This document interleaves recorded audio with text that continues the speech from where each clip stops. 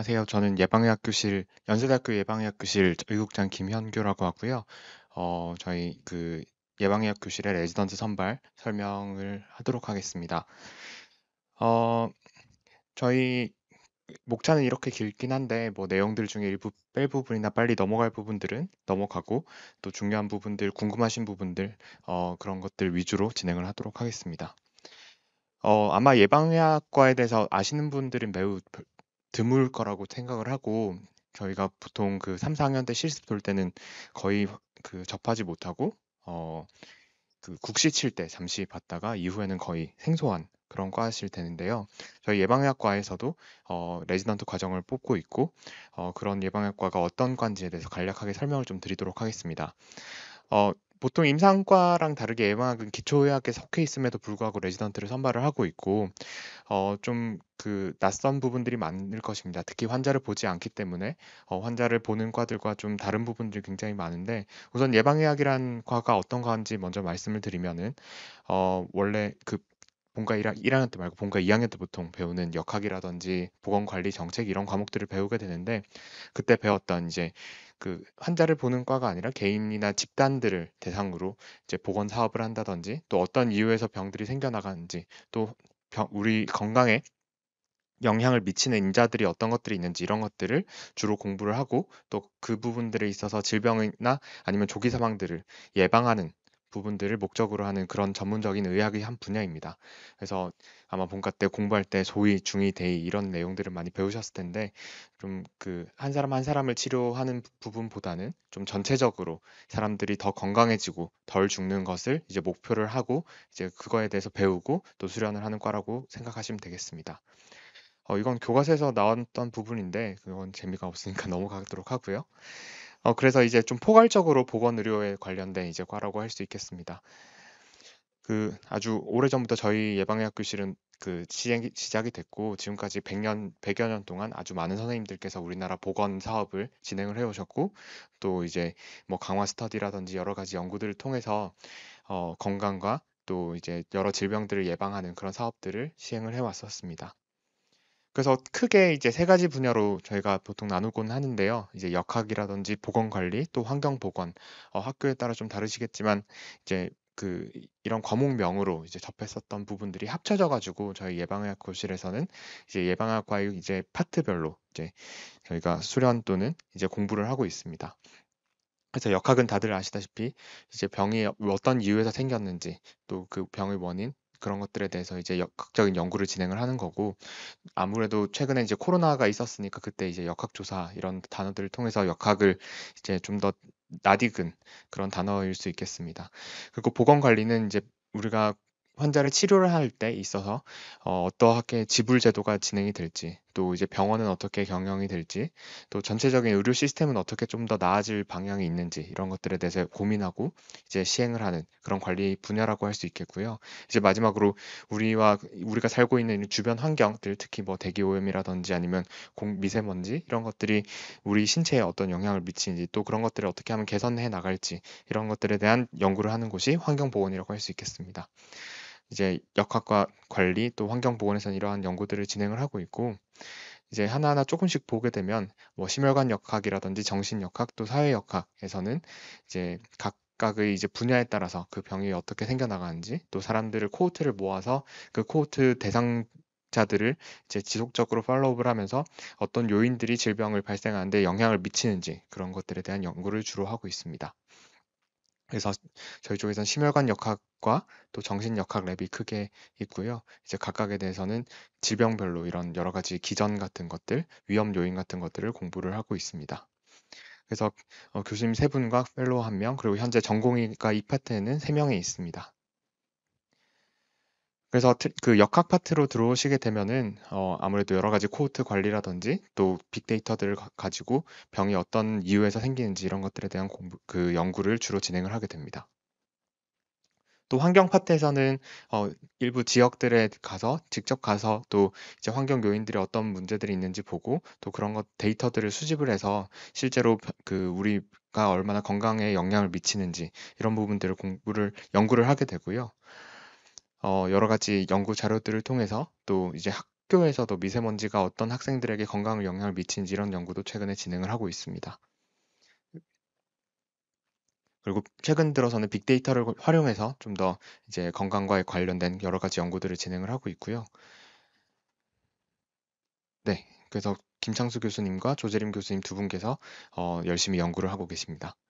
그리고 마지막으로 이제 보건 정책 및 관리 파트를 제가 좀 설명을 드릴 건데요.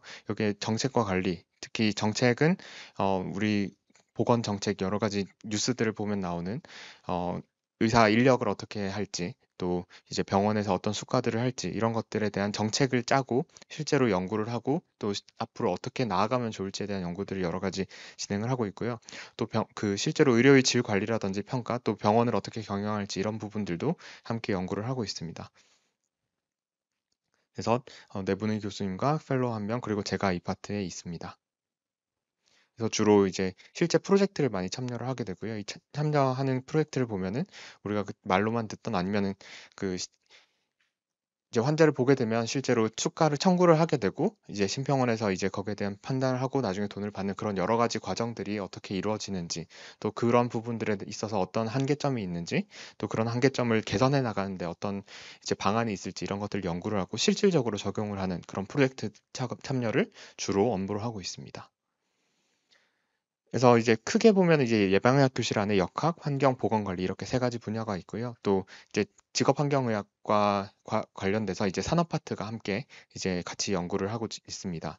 그리고 이제 밑에는 보건학과랑 의학과, 또 이제 그 낮 동안에 있는 대학원은 아니고 특수대학원으로 보건대학원이 함께 있습니다.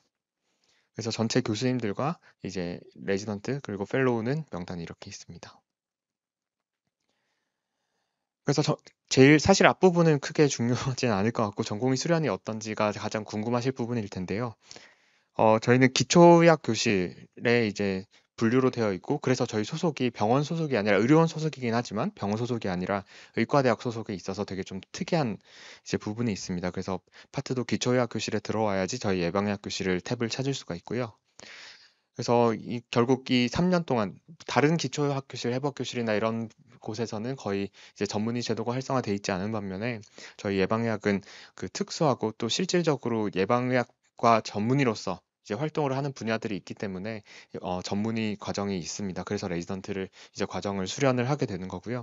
이 과정들을 통해서 이제 여러 가지 연구 방법과 또 실질적으로 그것을 이제 적용할 수 있는 그런 실무 과정들을 같이 수련을 하게 됩니다. 그래서 그 과정을 통해서 예방약 전문의로 가져야 할 지식이랑 능력을 배양하는 것을 현재 목표로 하고 있습니다. 총 기간은 3년이고요. 현재는 3년차 2명, 2년차 1명, 1년차 1명이 근무를 하고 있습니다. 그래서 보통은 이제 앞서 보셨다시피 대부분의 시간들이 이제 연구 또는 프로젝트 시행, 또 그 코호트 관리 이런 부분들을 하다 보니까 아무래도 이제 학위 과정이랑 같이 병행을 보통 하게 됩니다. 그래서 보건학과라든지 의학과 과정을 같이 진행을 하게 되고요. 1년차 때는 아직 파트가 정해져 있지 않기 때문에 2개월 또는 3개월씩 각 파트별로 이제 순환 로테이션을 돌면서 자기가 가장 흥미 있는 파트를 이제 찾게 됩니다. 자기랑 잘 맞거나 자기가 제일 관심 있는 파트. 그래서 이제 세부 분과를 하반기쯤에 정하게 되고요.